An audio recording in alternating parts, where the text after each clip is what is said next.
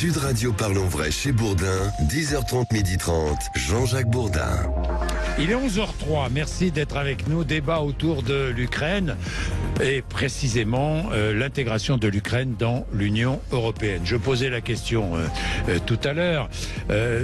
L'Ukraine doit-elle, l'Union européenne doit-elle intégrer l'Ukraine le plus rapidement possible? L'Union européenne est divisée sur ce sujet. Faut-il pour l'Ukraine un traitement de faveur alors que d'autres pays demandent leur adhésion bien avant l'Ukraine, les Balkans, des pays des Balkans? Quels seraient les effets économiques d'une intégration dans l'Union européenne? L'Ukraine serait-elle un cheval de Troie américain? Ces questions et d'autres questions vont être posées entre 11h et midi. Vous pouvez vous mêler à la discussion, au débat, 0826 300 300.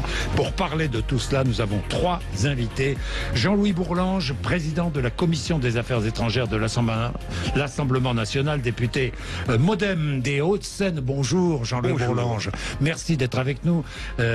Malgré votre petit accident à la cheville, vous avez la gentillesse de venir ici et ça nous fait plaisir. Patrick Martin-Genier, qui est professeur à Sciences Po, spécialiste de l'Europe, auteur de L'Europe a-t-elle un avenir aux éditions Studirama, 3e édition en février prochain, je crois. Absolument. Ouais. Bon. Et puis Jean-Philippe Dubrul, qui est directeur d'études au pôle politique et actualité du département opinion et stratégie d'entreprise de l'IFOP. Bonjour, merci d'être avec nous. Alors, quelle est la situation? Il y a eu la semaine dernière cette rencontre entre l'Union européenne et l'Ukraine et des déclarations qui ont suivi. Soutenir l'Ukraine aussi longtemps qu'il le faudra et aussi longtemps que cela sera nécessaire. Qui a dit cela? Josep Borrell, qui est le patron de la diplomatie européenne. Donc soutenir l'Ukraine aussi longtemps qu'il le faudra et aussi longtemps que cela sera nécessaire, ça ne veut pas dire intégrer immédiatement l'Ukraine, hein, Jean-Louis Bourlange. Ah non, ce sont deux choses différentes. Eh oui. Il y a d'abord l'aide que nous apportons à l'Ukraine pour qu'elle recouvre sa souveraineté sur le territoire qui lui est internationalement reconnu. Ça, c'est une chose.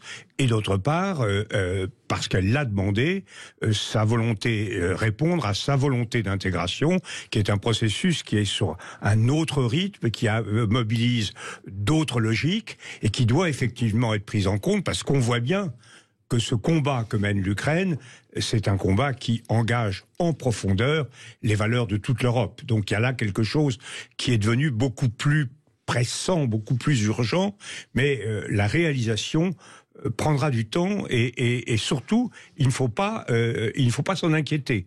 Il ne faut pas s'en inquiéter. Il faut marcher vers l'intégration en faisant ce qui est nécessaire pour que cette intégration soit réussie.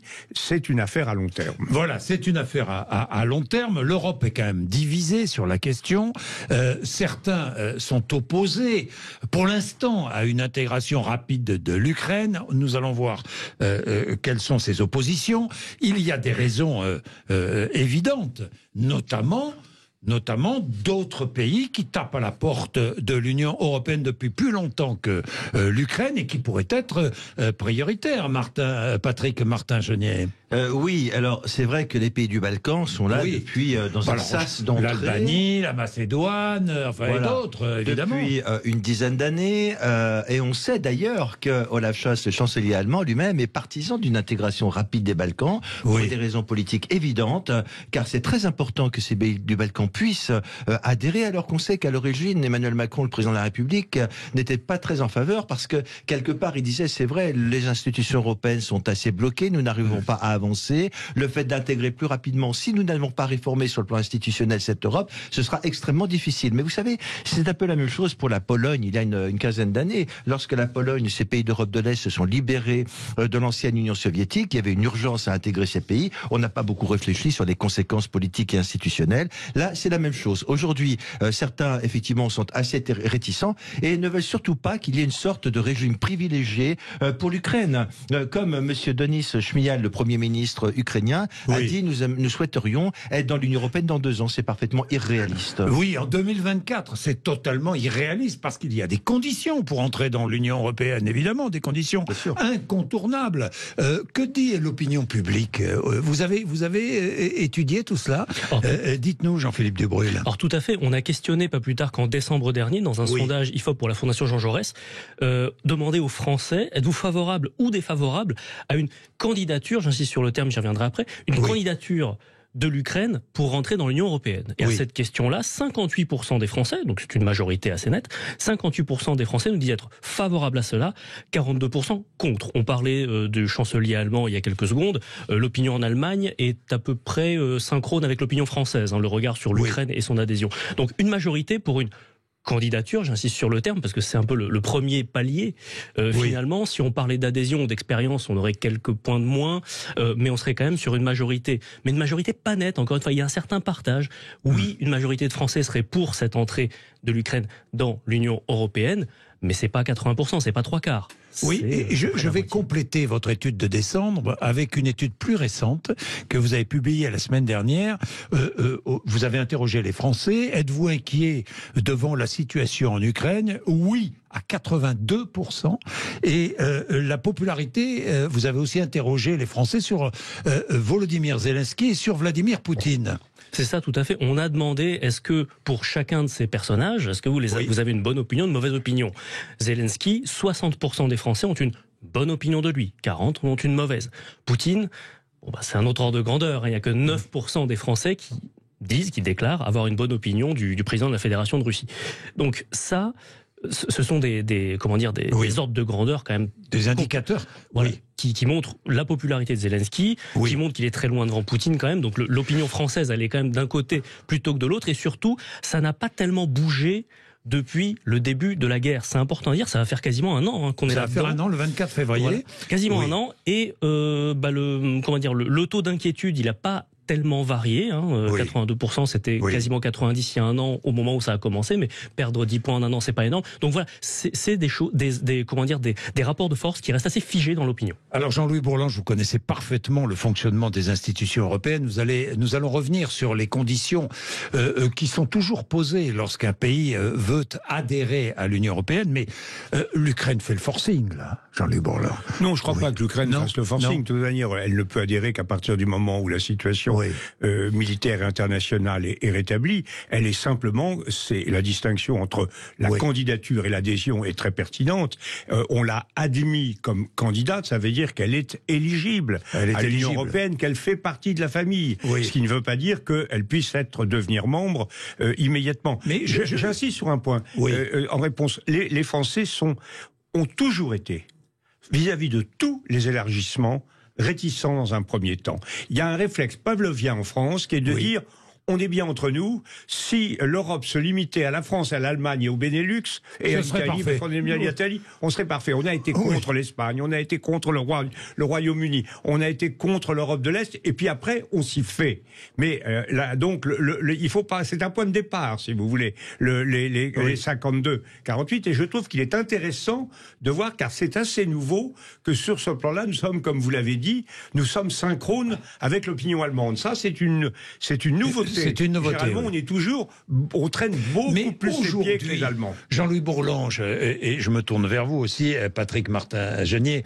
Aujourd'hui, au sein même de l'Union européenne, il y a des pays qui poussent à une adhésion plus rapide et d'autres pays qui sont plus réticents. La France, l'Allemagne, les Pays-Bas, par exemple. Oui ou non ? Oui, c'est vrai, parce que, vous savez, les Pays-Bas disent attention, parce qu'il va y avoir des conséquences financières très importantes. Imaginons un seul instant. Vous disiez tout à l'heure, ils font pas le forcing. Si, ils font le forcing quand même, non on peut avoir une petite divergence là-dessus, parce que quand effectivement Denis Schmial, le Premier ministre, dit je veux être dans l'Union européenne dans 2 ans, c'est parfaitement irréaliste. Ils font le forcing. Mais la situation est exceptionnelle. Nous n'avons jamais eu un pays en guerre candidat à l'Union européenne. On a eu des pays qui se sont libérés du joug soviétique. Aujourd'hui, il est en guerre. Et intégrer un pays en guerre, matériellement, financièrement, socialement, c'est impossible. Alors aujourd'hui. Nous allons regarder les conséquences de l'intégration d'un pays en guerre et les conséquences économiques de l'intégration de l'Ukraine, qui est un grand pays. N'oublions pas que l'Ukraine, c'est 44 millions d'habitants. Un peu moins, parce qu'il y a beaucoup de réfugiés qui sont partis, d'Ukrainiens qui sont partis. Et c'est un pays, sur le terrain économique et notamment sur le terrain agricole, c'est un pays qui compte aujourd'hui. Et donc qui va peut-être bouleverser le fonctionnement notamment de la PAC, la politique agricole commune. Jean-Louis Bourlanges, donc oui, il y a des pays réticents, les Pays-Bas pour des raisons financières, la France et l'Allemagne aussi. Non, mais il y a des pays prudents, des pays prudents, qui sont attachés au bon fonctionnement de l'Union européenne, telle qu'elle s'est construite depuis le 9 mai 1950, sous la houlette de Jean Monnet, etc., sont évidemment très soucieux que cet élargissement ne se traduise pas par une dilution. Et là, l'exemple de la Pologne et de la Hongrie nous inquiète, parce que nous avons beaucoup d'admiration pour les Polonais, mais on voit bien qu'ils ont insidieusement et même officiellement remis en cause une partie du pacte qui les liait, notamment la fameuse suprématie du droit, supériorité du droit communautaire qui est inhérent à un bon fonctionnement de l'Union européenne. Donc ce qui est essentiel pour que l'Ukraine réussisse son intégration, c'est pas qu'elle devienne riche. On est capable d'accueillir des pays qui ne sont pas riches. C'est d'une part qu'elles prennent de très sérieuses mesures, ce qui est dans le programme de Zelensky contre la corruption, notamment la modification de la clé de voûte du système judiciaire qui est actuellement beaucoup trop lié à un ancien régime oligarchique. Ça, c'est absolument fondamental tant que vraiment la toilette n'aura pas été faite en grande largeur. Et puis deuxièmement, qu'on se mette d'accord, qu'on accepte, car c'est une des conditions qui a été posée il y a déjà 40 années par les critères de Copenhague, qu'on se mette d'accord pour que l'Union européenne soit elle-même capable d'accueillir. Vous ne pouvez pas fonctionner à l'unanimité.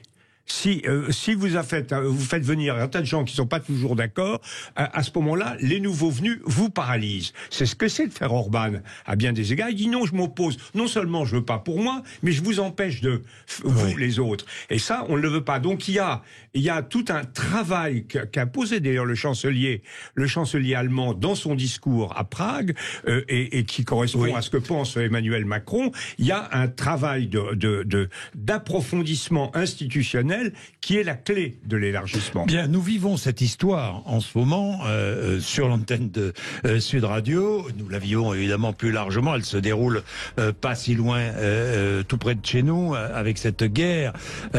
Voulez-vous intervenir ?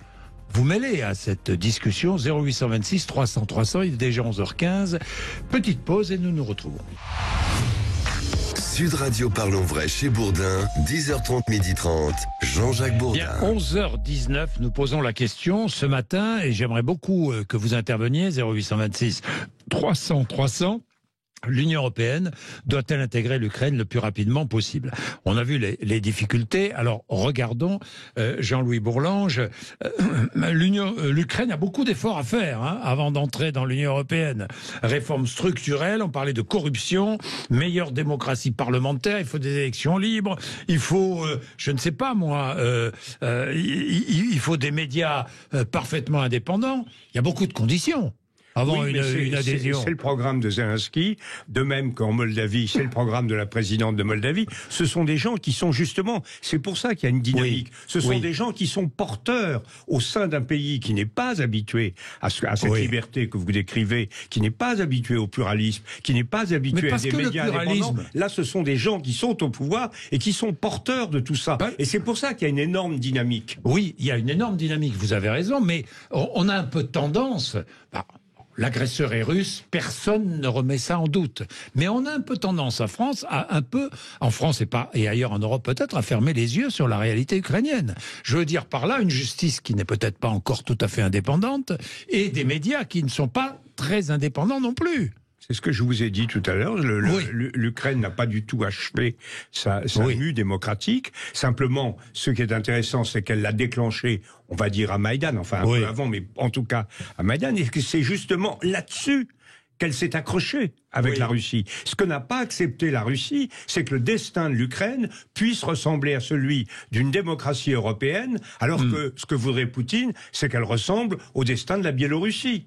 Et c'est là où il y a vraiment deux camps. Il y a le camp de la démocratie et nous sommes dans la même dynamique. Alors ensuite, vous posez le problème du rythme le plus tôt possible. On verra, mais ce qui est essentiel, c'est de marcher dans la même direction. Et effectivement, il ne faut pas faire, là vous avez tout à fait raison, une adhésion au rabais en sacrifiant des enjeux fondamentaux en termes de lutte contre la corruption, en termes de liberté, en termes d'acceptation des règles du jeu européen. Au nom de la guerre, en quelque sorte. Au nom du sang, je dirais. Au nom du sang, je pose la question parce que c'est une question que beaucoup se posent. Est-ce qu'au nom du sang, on doit faciliter l'adhésion de l'Ukraine à l'Union européenne ? Au nom du sang, on doit, au nom du sang, comme pour reprendre votre expression, on doit aider l'Ukraine à se libérer. C'est une guerre. On dit est-ce que l'Ukraine veut la paix, est-ce qu'on veut la victoire? L'Ukraine veut la libération, au sens où nous entendions ce mot en 1945. La libération de l'Ukraine. Et là, on doit payer pour ça. On doit donner des armes, on doit organiser des sanctions, et elles sont parfois coûteuses. On doit faire des efforts importants, constants, durables, et c'est ça. Ensuite, l'adhésion, c'est autre chose. Mais il faut bien voir aussi une chose, c'est que l'Ukraine, en adhérant à l'Union européenne, va donner une dimension géopolitique nouvelle au projet européen. Le projet européen, ça a été un projet d'échange, de progrès économique, de modernisation, de coopération. Mais la politique, c'est autre chose.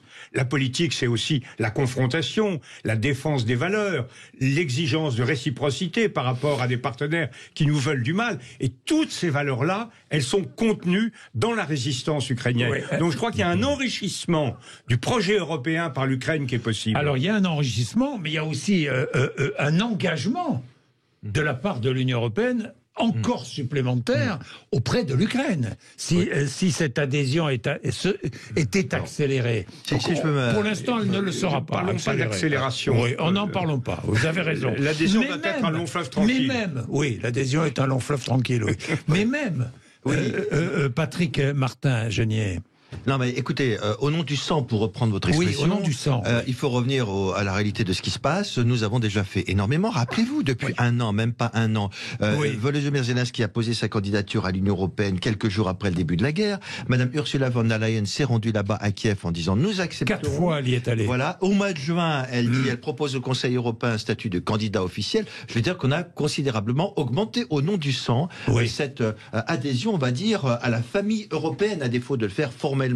L'Europe est beaucoup intervenue. Elle est intervenue également avec cet instrument qui s'appelle l'assistance macrofinancière considérable, plus de 50 milliards d'euros en un an de guerre, avec un instrument financier de l'Union européenne dès cette année de l'ordre de 18 milliards d'euros. 3 milliards d'euros ont été déclenchés aujourd'hui, là, au mois de janvier, pardon. Et donc, l'Europe a considérablement augmenté le rythme de l'adhésion du travail. Voilà, le travail est très important.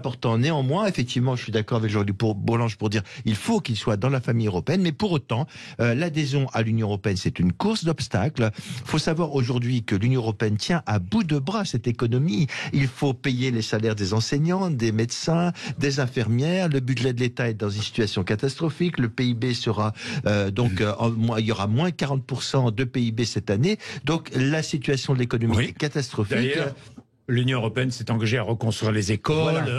Il y a déjà un engagement très fort au-delà des militaires.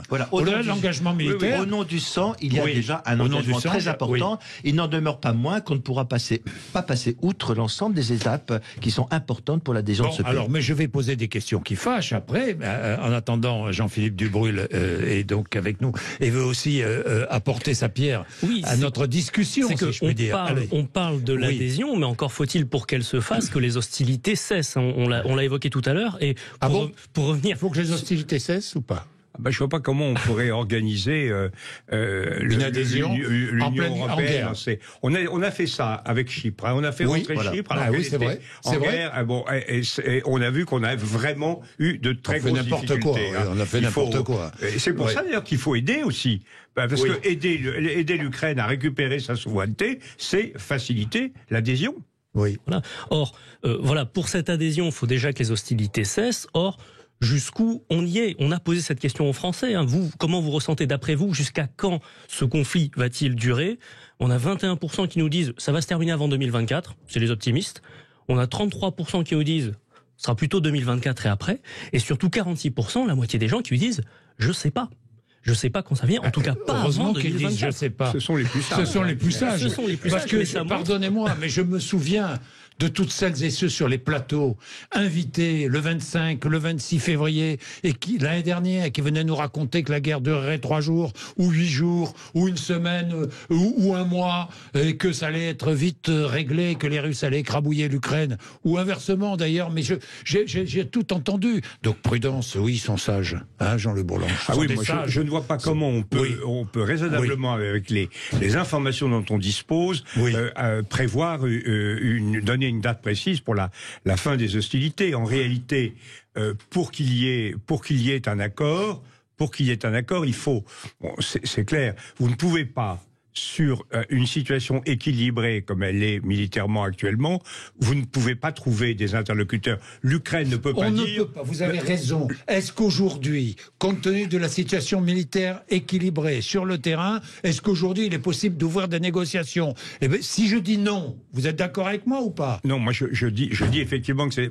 c'est impossible. Quels seraient les termes? Est-ce que vous croyez par exemple, imaginons qu'en 1915, en guerre avec l'Allemagne, on dit, écoutez, on va ouvrir les trucs, l'Allemagne occupe la Picardie, le Nord-Pas-de-Calais, l'Alsace-Lorraine, etc. On va vous laisser ça, on va garder le reste de la France. C'est évidemment inacceptable, équivalent pour Zelensky. Il ne peut pas accepter qu'une partie de son territoire, il a été envahi, il est l'objet d'une agression. Et à l'inverse, vous n'imaginez pas que Poutine puisse dire, il y a eu 200 000 morts, j'ai fait tout ça, une opération militaire spéciale, on arrête, on rentre tous chez nous. Donc, l'évolution, elle ne peut venir que de deux choses, soit, et là nous n'avons... déséquilibre militaire. Soit un changement de pouvoir en Russie, ça, personne n'y contrôle rien, etc. Je suis bien incapable de dire si c'est possible ou pas. Personne n'est possible. Et sinon, le rapport de force, et le rapport de force, il peut évoluer dans les deux sens. Soit les Ukrainiens peuvent être, avec un effort considérable des Russes, peuvent être battus et obligés d'accepter des conditions épouvantables. C'est ce qui nous est arrivé en 1871 face aux Prussiens. On a perdu l'Alsace-Lorraine parce qu'on avait perdu la guerre. Soit à l'inverse, une victoire de libération de l'Ukraine qui libère notamment les territoires, le Donbass et la Crimée. Et à ce moment-là, Poutine qui dit on est obligé. Donc il y aura forcément, de ce point de vue-là, non pas une victoire totale. Il y aura discussion quand il y aura le rapport de force sera changé. D'où le fait que nous devons continuer à aider l'Ukraine à mais ça, c'est très intéressant de le dire et de le répéter, parce qu'il y a tant, je vois tant sur les réseaux sociaux, vous le voyez aussi, des intervenants qui nous disent ouvrons des négociations, discutons, la paix. Mais la paix, ça ne se construit pas comme ça, là. Là, il y a un plan de paix qui a été négocié un plan de paix de l'Ukraine en 10 points, qui exige le cessez-le-feu, le retour aux frontières d'avant le 24 février, et avant, éventuellement, d'engager des discussions. Et en plus, il a signé un décret, le président ukrainien, en disant qu'il ne voulait absolument pas ouvrir des discussions de paix avec Vladimir Poutine. Aujourd'hui, ceci dit, nous sommes là pour voir un peu quelles sont les différentes tendances. Il y a quand même différents sons de cloche. On sait très bien que les Américains, par le passé, ont commencé à dire, par exemple, vous évoquiez la Crimée, ce serait extrêmement difficile de récupérer la Crimée. Le général Miley, chef d'état-major américain, dit ça va être difficile de récupérer la Crimée. Et ensuite, certains disent, effectivement, il ne faut pas que ce pays en guerre rentre dans l'Union européenne. Il n'en demeure pas moins que si c'est un conflit qui dure 10-15 ans, jamais l'Ukraine ne rejoindra l'Union européenne. Et donc, certains sont en train de se dire, si jamais, par exemple, dans certaines chancelleries, on l'a aussi entendu en Allemagne, par exemple, voire en Italie, eh bien, si on revient aux négociations aux frontières d'avant le 24 février, peut-être pourrions-nous envisager à terme un référendum sous certaines conditions de surveillance de l'ONU qui pourrait permettre l'intégration de ce pays. Il y a quand même un certain nombre de sons de cloche qui sont un peu différents, qui permettraient quand même de concilier cela avec une adhésion assez rapide à l'Union européenne, même si effectivement on serait dans un scénario pas très agréable de chypriote par exemple, où on voit bien que le conflit perdure, mais il n'en demeure pas moins qu'une partie de Chypre qui est dans l'Union européenne. Bien, il est 11h30, petite pause. Florence, veut intervenir. Florence qui est à Toulouse et qui est avec nous dans un instant. À tout de suite.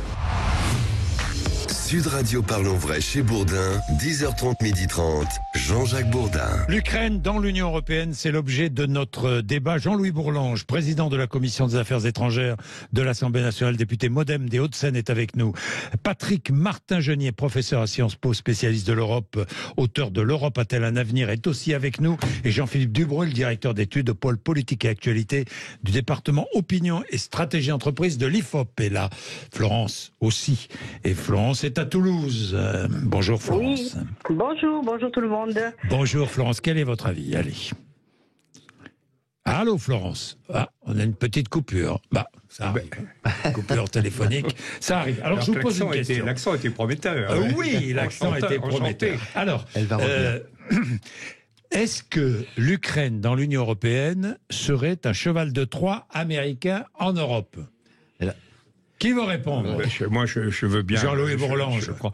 Non, écoutez, je crois que la solidarité entre l'Ukraine et les États-Unis est évidente. La solidarité des États-Unis avec l'ensemble de l'Union européenne est évidente. Ce que nous avons vu à travers cette querelle, c'est le maintien, le rétablissement de ce lien transatlantique fondamental qui a d'ailleurs accompagné d'un bout à l'autre depuis 50 la création de l'Union européenne. Nous avons bien vu que la profondeur stratégique de la défense européenne, c'était l'Atlantique. Alors, effectivement, ce que dit la France, elle le dit depuis longtemps, elle l'a dit avec De Gaulle, elle le dit aujourd'hui avec Emmanuel Macron, ce que dit la France, c'est qu'on ne peut pas se satisfaire de cette situation parce qu'on ne sait pas ce que demain les États-Unis feront. Et effectivement, quand on voit, par exemple, ce qu'a fait Trump, et Trump n'est pas mort politiquement, c'est pas ce qu'il va devenir, mais il n'est pas mort politiquement. Il y avait il y avait la crainte d'un abandon. Trump était quelqu'un qui considérait que son adversaire c'était l'Allemagne, un adversaire compétiteur économique, etc. Donc ce que nous disons nous Français, c'est qu'il faut renforcer le pôle européen de sécurité. Mais nous rencontrons et même les Polonais, même les Baltes, qui sont extrêmement pro-américains, ils étaient très conscients il y a 1 an et demi, avant cette affaire ukrainienne, que les États-Unis dérivaient vers autre chose, s'occupaient des Chinois et risquaient de leur demander de s'entendre avec Poutine. Oui, mais Jean-Louis Bourlange, quand même, depuis l'adhésion, là je me tourne vers vous, Patrick Martin-Genier, depuis l'adhésion de pays d'Europe de l'Est, anciennement communistes, il y a quand même une tendance pro-américaine qui se développe au sein de l'Union européenne. Si l'Ukraine entre dans l'Union européenne, cette dérive vers l'Ouest, à ce moment-là, est une dérive peut-être dangereuse. Oui, non. Je ne sais pas, dangereuse, mais dans tous les cas, les Américains, qui ne souhaitent peut-être pas la réussite totale de l'Union européenne, ni de l'Europe, pourraient s'en servir. Disons qu'au début, les États-Unis ont toujours accompagné la construction européenne parce qu'ils ont toujours considéré que c'était dans leur propre intérêt. Mais on l'a vu, et Jean-Luc Bourlange vient de le dire, vient de le répéter, que Donald Trump considérait l'Union européenne comme un ennemi économique. Et donc aujourd'hui, c'est cela. Il faut que l'Europe s'affirme comme une véritable force. Il n'en demeure pas moins, c'est vrai qu'on a fait une erreur stratégique pendant beaucoup d'années. Vous savez, Georges Pompidou avait dit il y a un triptyque. C'est d'abord l'achèvement, l'approfondissement et l'élargissement. Et finalement, on a fait exactement le contraire parce que pour des raisons politiques, il fallait élargir. Sans véritablement on a élargi trop vite. On a élargi trop vite, mais avions-nous le choix avec la Pologne, les anciens pays d'Europe de l'Est? On s'aperçoit aujourd'hui que ce fut peut-être une erreur d'accélérer. Pourquoi? Parce que nous avons eu des gouvernements populistes, nationalistes, voire d'extrême droite. Regardez ce qui se passe en Hongrie, regardez ce qui se passe en Pologne, avec une attaque sur les valeurs de l'Union européenne, contre la liberté de la presse, précisément, la liberté des journalistes. Et là, ça pose...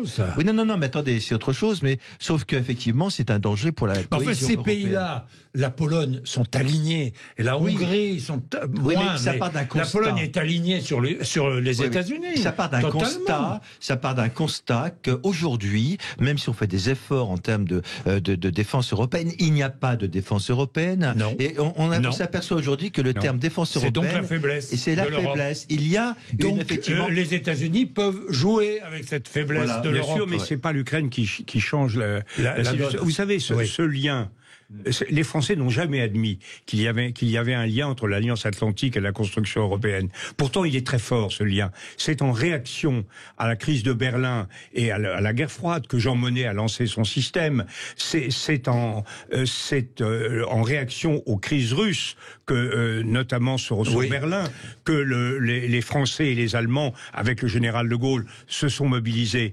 Et c'est surtout face à la menace des SS-20 que Schmitt, puis Kohl d'un côté, Giscard et Mitterrand de l'autre, se sont réunis. Le discours, le fameux discours de Bonn de Mitterrand, qui est un discours formidable, hein, qui relance totalement, qui est un discours de 83, qui relance totalement l'Europe, qui fait le marché intérieur, dont sortira la monnaie unique et qui relance l'élargissement.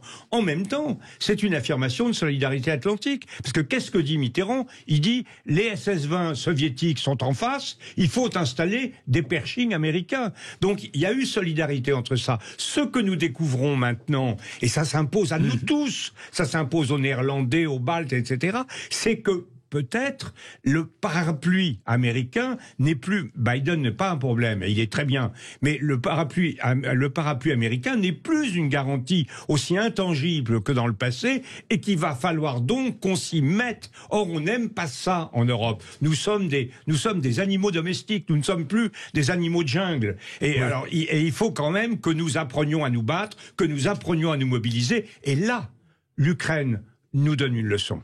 Oui, qu'est-ce que vous voulez dire, Jean-Philippe Là, on Desbrosses. parle de l'aspect défense, hein, de la relation transatlantique, mais il y a aussi, j'ai envie de citer, c'est peut-être un peu plus trivial, mais un aspect culturel. Un aspect culturel depuis un certain nombre d'années où, par exemple, la révolution Internet, les grandes boîtes d'Internet sont des boîtes américaines, et il y a une conception du monde américaine qui s'est répandue notamment en Europe occidentale. On le voit aussi dans le cinéma, hein, le plan Marshall, à côté d'aujourd'hui, la situation des sorties en salle en France ou sur les plateformes, les contenus américains versus les contenus européens, c'est complètement écrasant. Et je vais vous donner une petite illustration de ce basculement culturel aussi. C'est une question qu'Alifop on a posée au sortir de la Seconde Guerre mondiale. On a demandé aux Français, d'après vous, quelle est la puissance qui a le plus contribué à la victoire contre le nazisme? Et donc vous aviez une liste de pays, dont les États-Unis et l'URSS. L'URSS est arrivé en très grande majorité. Une très grande majorité des Français disaient, c'est grâce à l'URSS, le plus en tout cas, qu'on a vaincu le nazisme. Et au fur et à mesure, non mais c'est vrai, c'est totalement en termes de sacrifice humain, c'est vrai. Voilà, c'est complètement vrai. Et au cours des décennies, cette question a été reposée à peu près tous les 10 ans, et on a vu une érosion de la mémoire des Français. Là-dessus, l'URSS a reculé, et aujourd'hui, quand on pose cette question, une très large majorité des Français vous dit, c'est surtout les États-Unis qui ont contribué à cette victoire. Hein, c'est complètement logique, mais on a raisonné sur l'URSS avec l'invasion en Hongrie, avec la normalisation de la Tchécoslovaquie, et maintenant avec l'Ukraine. Donc ce libérateur-là, il n'est pas très présentable. Même si on a encore quelques admirateurs de Staline, j'ai vu ça d'ailleurs, quelques manifestations. Voilà. Non, mais non seulement des admirateurs, mais il y a eu cette grande semaine patriotique à Volgograd. Et c'est incroyable de voir cette population qui est complètement sous le boisseau de la propagande et qui est extrêmement risquée parce que on oublie tous les crimes de Staline au final. C'est ça. Il y a une sorte de révisionnisme historique et malheureusement, bon, ça marche pour l'instant en Russie, mais il y a certaines personnes qui en Europe sont assez sensibles à ce discours. Bien, on va prendre Florence, donc qui est revenue. Florence. Oui, bonjour. Oui, Florence, qu'est-ce que vous vouliez dire? Je voulais dire que faire rentrer l'Ukraine très vite dans l'Union européenne, pour moi, est une erreur, en fait, si je peux me permettre, parce que finalement, l'Ukraine, l'Union européenne, ça veut dire l'OTAN. Et je pense qu'il serait plus judicieux et plus en priorité de s'occuper du peuple ukrainien avec ses diversités, hein, parce qu'il y a des diversités quand même, hein, il y a beaucoup de russophobes, et surtout... de russophiles, vous voulez dire? Oui, excusez-moi, je me suis trompée. Et donc, quand même, s'occuper plutôt de ça, parce que là, moi, je trouve que les USA mettent une pression terrible. Excusez-moi, mais si je schématise, je vois plutôt une guerre USA-Russie qui est en train de se dérouler, et nous, au milieu, eh bien, nous, voilà, on a voulu donner des sanctions, eh bien, nous les avons, le quotidien de tout le monde, de toutes ces populations, devient de plus en plus difficile concrètement. Hein. Moi, je cherche pas plus loin, je cherche pas Pompidou, je cherche pas 40 et tout ça. concrètement, on est plus mal qu'avant. On est en 2023, tout le monde fait des économies de chauffage et tout ça. Bonjour la leçon à la Russie. Les États-Unis nous vendent tout, le pétrole de Chine. Enfin, eux, ils ont trouvé le marché ouvert. Ils se sont ouverts un marché terrible. La population ukrainienne, elle reçoit toujours des bombes sur la tête. Et bon, il faudrait peut-être commencer à faire une trêve pour essayer de parler de... Non mais Florence, cette idée de trêve, je vous arrête encore une fois. Je vais donner la parole à Jean-Luc Bourlange. Il est impossible, Florence, ça c'est une vue de l'esprit, la trêve. Impossible aujourd'hui, la moindre trêve ou le moindre discours de paix et de discussion. C'est impossible, Florence. Il faut arrêter de penser qu'on peut imposer la paix. Nous, on n'impose rien du tout, Florence. Nous, c'est sûr, nous, c'est mort. Nous, c'est mort. Mais par contre, je pense que quand Madame von der Leyen va voir... parce que vous croyez que Madame von der Leyen, elle peut imposer la paix. Mais elle n'impose rien du tout. Elle peut avoir d'autres discours, certainement. Parce que là, on a une surenchère d'armées, on a une surenchère de tout. Mais bon, concrètement, il y a un peuple qui... Alors j'ai une dernière question à vous poser, Florence, et je passe la parole à Jean-Luc Bourlange. Imaginons, on n'arme plus l'Ukraine, on laisse l'Ukraine écrabouillée par l'armée russe. On fait quoi après ? Ah non, mais attendez. Là, au lieu de faire toutes ces allers-retours et d'être si, excusez-moi, mais moi je trouve une certaine arrogance de tous ces de von der Leyen, de tous nos comment ça s'appelle, nos présidents et tout ça, parce que il faut prendre en compte plein de choses. Maintenant, les accords de Minsk, il faut revoir la copie complètement là, parce que essayez. Maintenant, enfin, la Russie, tout ça, Florence, effectivement, il faudra tout remettre sur la table. Vous avez entièrement raison. Mais pour l'instant, pour l'instant, Florence, on n'en est pas là. Hein. Je vous dis tout de suite, on n'en est pas là. On est en guerre. N'oubliez jamais qu'il y a une guerre qui se déroule là-bas à l'est de l'Europe. Bon. Vous répondez à Florence ? Oui, je veux répondre. Je veux dire deux choses simplement. D'abord, je crois qu'il faut toujours partir, quand on analyse la situation, du fait qu'il y a un envahisseur et un envahi. C'est quand même pas du tout la même situation. L'Ukraine n'a pas cherché la guerre. L'Ukraine était dans ses frontières. La Russie a délibérément, sans aucune justification, accepté de semer une désolation effroyable. On a plusieurs centaines de milliers de morts. On a un pays totalement détruit. C'est quand même, on peut pas mettre sur le même plan celui qui envahit, qui crée la désolation, et celui qui l'a subi et qui résiste. Et je crois que Charles Péguy avait raison de dire celui qui ne se rend pas a raison sur celui qui se rend. Et la deuxième chose, et là où je suis d'accord avec vous, mais je n'en tire pas les mêmes conclusions que vous, c'est qu'effectivement la situation est plus dure maintenant pour nous autres. Nous avons découvert la guerre tout près de chez nous.